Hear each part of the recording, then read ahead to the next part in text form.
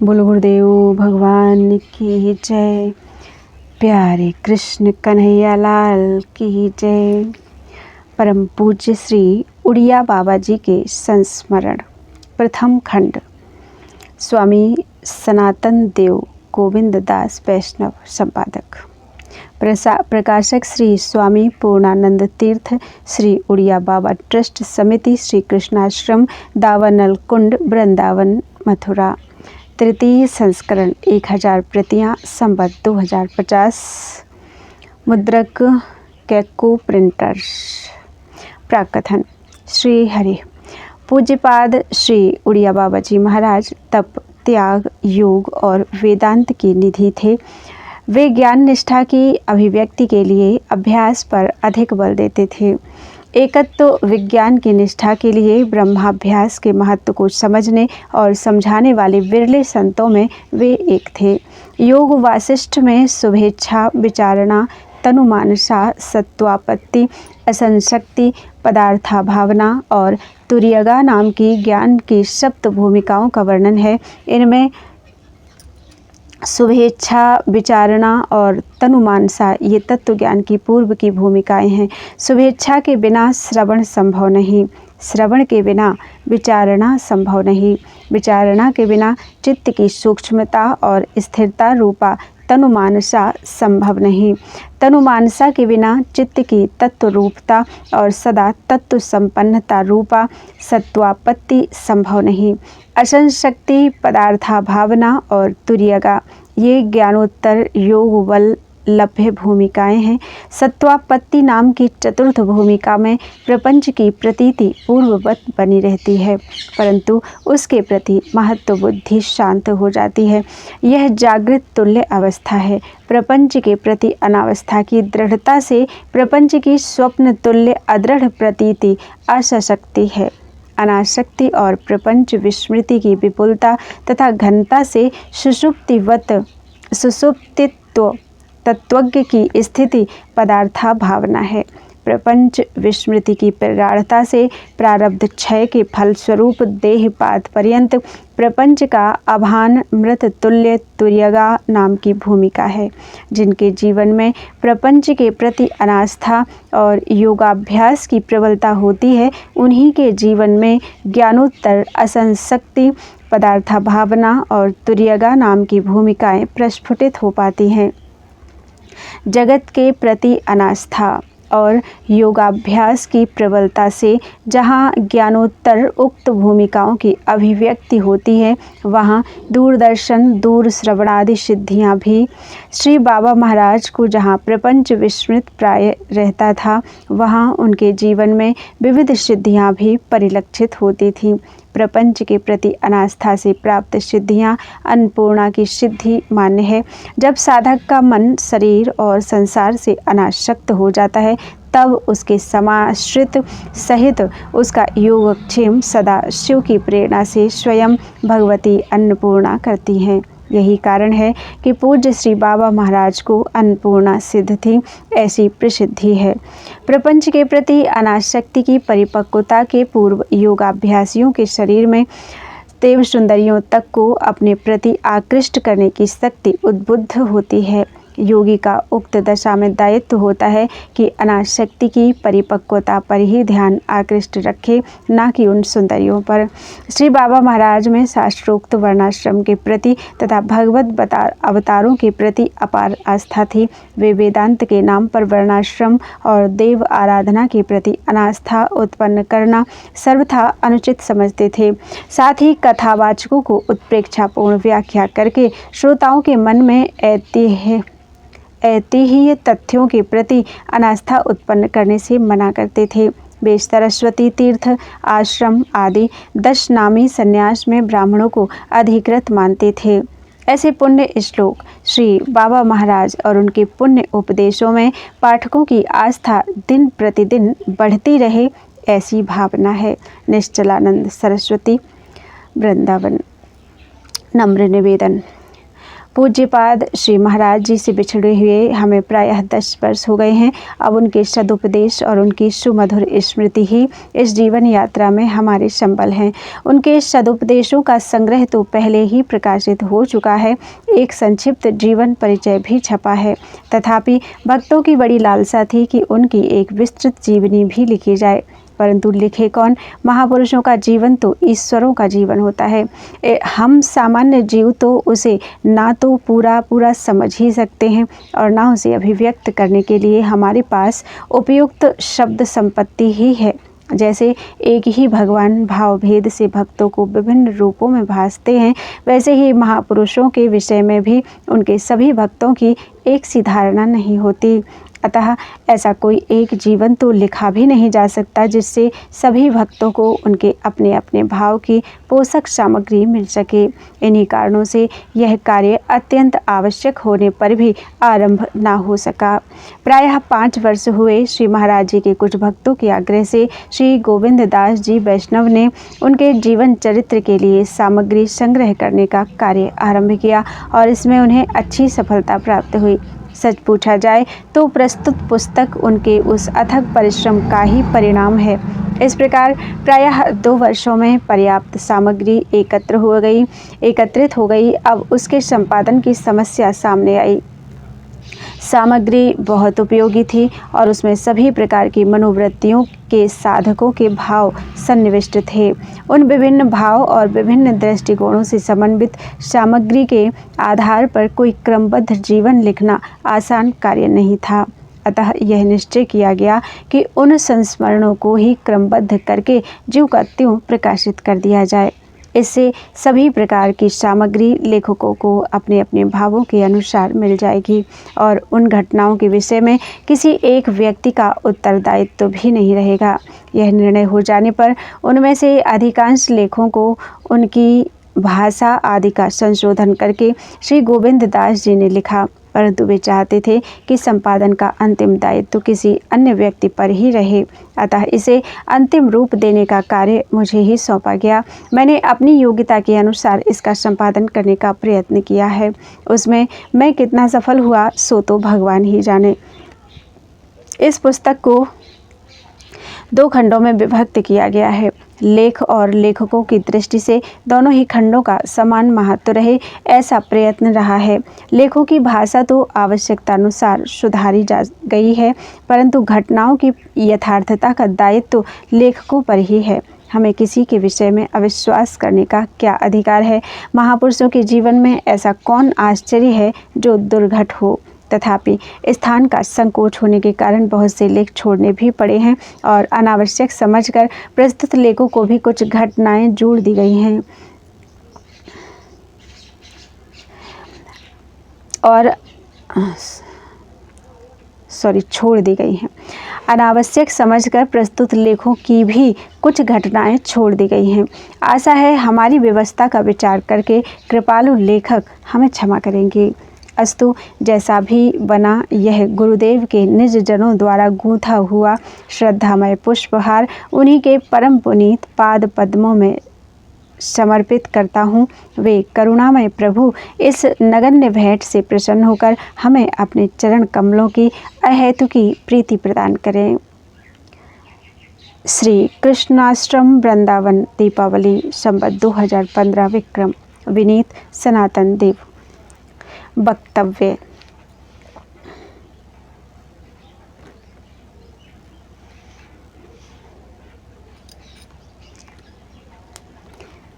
राधे राधे।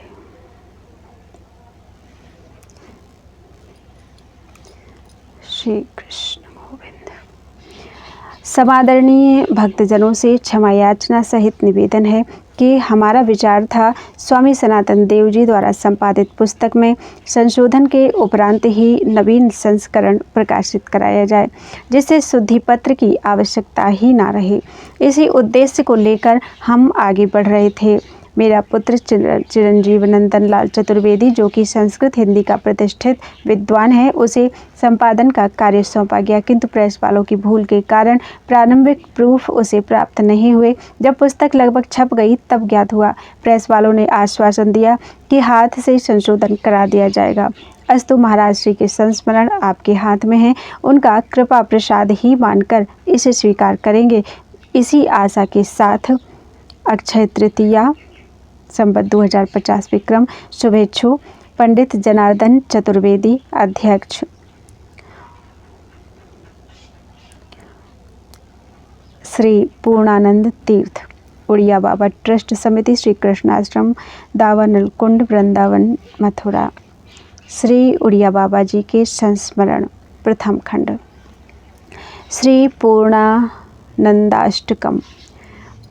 पावनं परमं पुण्यं पद्मपत्रमिव स्थितं पूर्ण प्रेम प्रदातारं श्री पूर्णानंदं नमाम्यहं।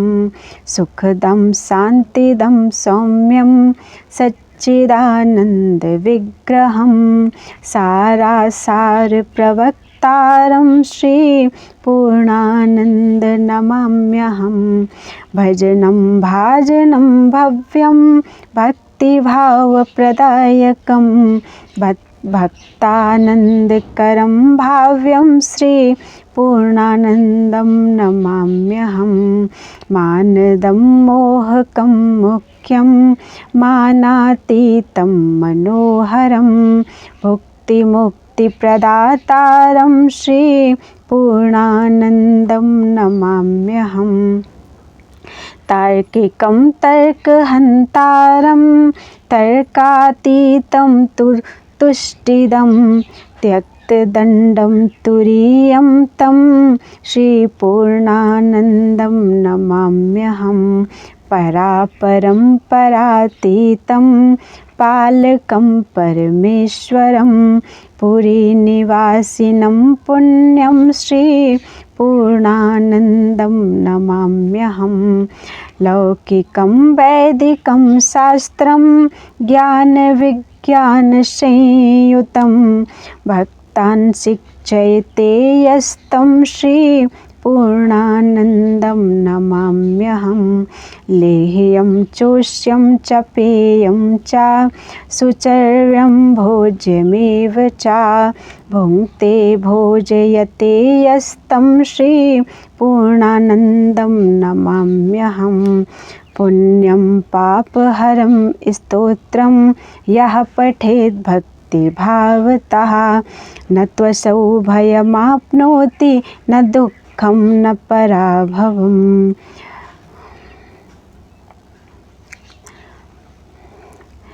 अनंत श्री विभूषित जगतगुरु शंकराचार्य ज्योतिष पीठाधीश्वर स्वामी श्री शांतानंद जी सरस्वती। प्रथम दर्शन। ध्येयं सदा परिभवग्नम् अभीष्टदोहं तीर्थास्पदस्यो विरञ्चिनुतं शरण्यं प्रत्यार्तिः प्रणतपालभवाब्धिपोतं वन्दे महापुरुषते चरणारविंदम। परम पूज्यपाद प्रातः स्मरणीय श्री महाराज जी का परिचय मुझे उस समय मिला था जब मैं सन 1942 ईस्वी में चित्रकूट में भ्रमण कर रहा था। उन दिनों मैं एक अनुभवी गुरु की खोज में था जो मुझे संसार सागर से निकालकर परमानंद की प्राप्ति करा दे। एक महात्मा ने मुझे श्री महाराज जी का नाम सुनाया और बतलाया कि वे बड़े अनुभवी, उदार, सर्वगुण संपन्न उच्च कोटि के महात्मा हैं। गंगा जी के किनारे रामघाट, कर्णवास आदि स्थानों में विचरते रहते हैं। नाम सुनकर मुझे बड़ा हर्ष हुआ और मन में ऐसी उत्कंठा हुई कि शीघ्र चलकर दर्शन करूं। सौभाग्य से प्रयाग के कुंभ में मुझे श्री आनंद ब्रह्मचारी जी मिल गए। उनके द्वारा मुझे श्री महाराज जी का विशेष परिचय प्राप्त हुआ। मैं उनके साथ श्री हरि बाबा जी के बांध पर पहुंचा, जहां उन दिनों श्री महाराज जी विराजमान थे। उस समय होली के अवसर पर वहां श्री चैतन्य महाप्रभु का जन्मोत्सव मनाया जा रहा था। श्री महाराज जी के दर्शन करके चित्त बड़ा प्रसन्न हुआ, परंतु महापुरुषों की माया बड़ी विचित्र होती है। संत की महिमा वेद ना जाने, बड़ी कठिन परीक्षा हुई, परंतु भगवत कृपा से अंत में शरण मिल गई। श्री महाराज जी के यहाँ सत्संग का सुंदर सुयोग था। वेदांत विषय में जिज्ञासुओं के गंभीर प्रश्नोत्तर होते थे, परंतु अपने राम तो सगुण ब्रह्म रति और अधिकाई वाले थे, इसलिए एकांत में ही अधिक रमते थे। उन्हीं दिनों स्वामी श्री अखंडानंद जी सरस्वती संन्यास लेकर तुरंत वहां आए हुए थे। मैं अधिकतर उन्हीं के पास रहता था और वे ही साधन विषय में मुझ पर विशेष कृपा रखते थे। सेवा और साधन की प्राप्ति। इसके कई वर्ष पश्चात एक दिन प्रातःकाल वृंदावन में स्वामी श्री अखंडानंद जी से श्री महाराज जी के संबंध में बातचीत हो रही थी। उन्होंने कहा, यदि तुम भगवान राम को प्रसन्न करना चाहते हो तो श्री शंकर जी की सेवा करो। हमारे श्री महाराज जी शंकर स्वरूप ही हैं, उन्हीं की सेवा से तुम अपना अभीष्ट प्राप्त कर लोगे। प्रारब्ध अनुकूल था, अतः श्री महाराज जी की ओर से स्वीकृति मिल गई। वैशाख शुक्ल 9 सन 1945 ईस्वी से मैं श्री महाराज जी की चरण सेवा में रहने लगा। नित्य नए अनुभव होते थे। वे मेरे मन की एक एक वृत्ति को क्रिया रूप में परिणत होने से पहले ही जान लेते थे और कछवी जैसे अपने अंडों की रक्षा करती है, वैसे ही मैं दूर रहूं अथवा समीप हर समय व्यवहार और परमार्थ दोनों ही में मेरी रक्षा करते थे। वृंदावन की ही एक घटना है। एक दिन मैंने सोचा, लोग कहते हैं कि श्री महाराज जी को अन्नपूर्णा सिद्ध है, इनके पास कोई भूखा नहीं रह सकता, आज मैं भोजन नहीं करूँगा। इस बात की चर्चा मैंने किसी से नहीं की। सारा दिन बीत गया। रात के 9 बजे कीर्तन समाप्त होने पर श्री महाराज जी कुटिया में आए। 1 घंटे तक सत्संग होता रहा।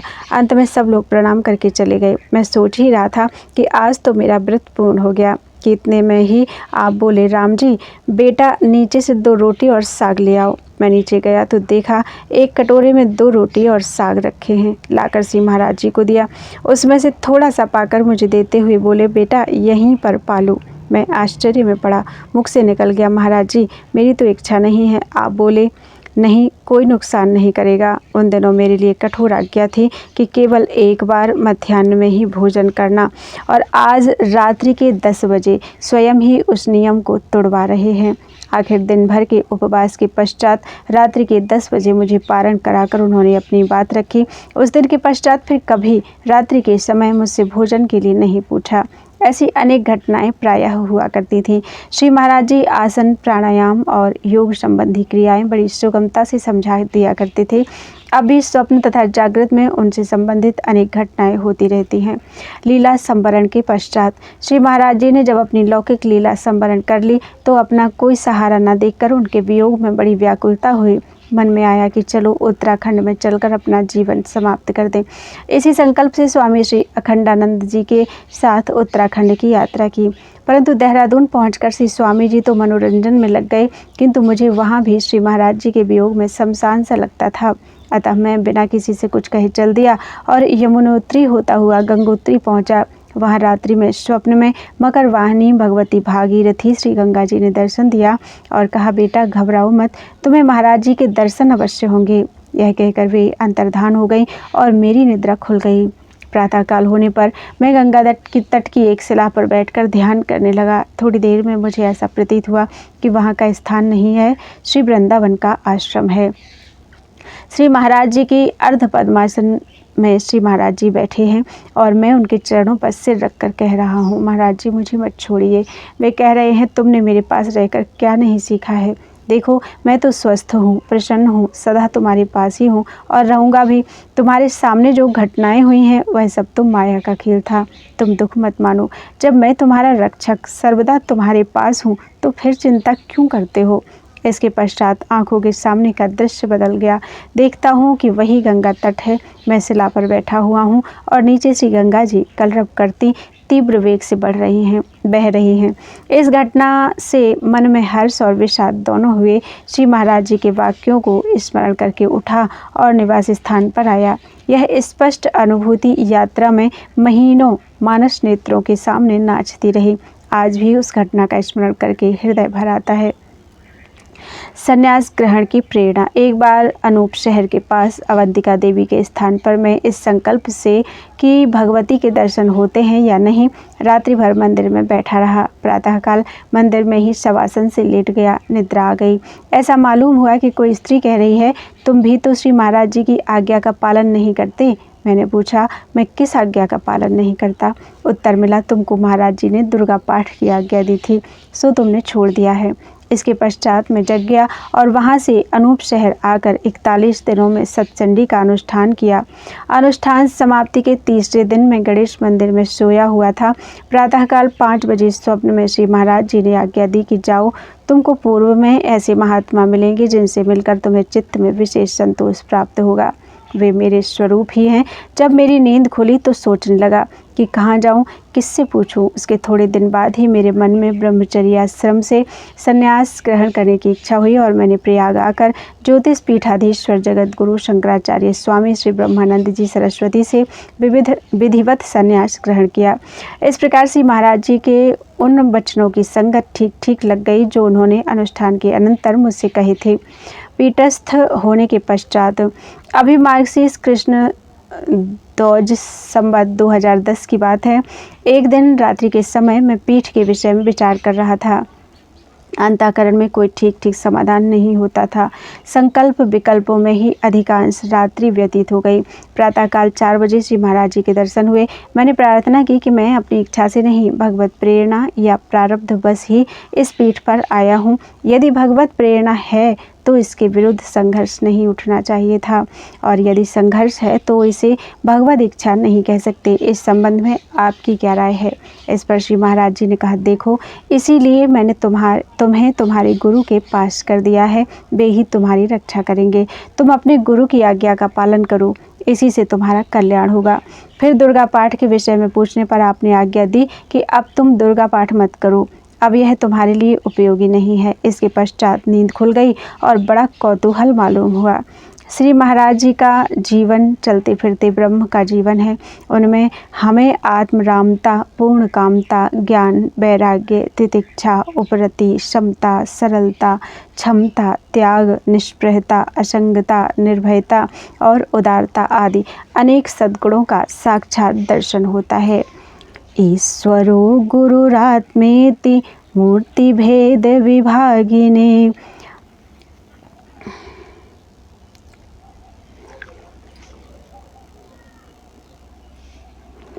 व्योम बदव्याप्त देहाय दक्षिणामूर्तये नमः। भावाद्वैत सदा कुर्यात् क्रियाद्वैत न कर्हिचित्। अद्वैत त्रिषु लोकेषु नाद्वैतं गुरुणा सहे। बोलो वृंदावन बिहारी लाल की जय। त्वदीयं वस्तु गोविंद तुभ्यमेव समर्पये। तेन त्वदङ्घ्रिकमले रतिं मे यच्छ शाश्वतीम्।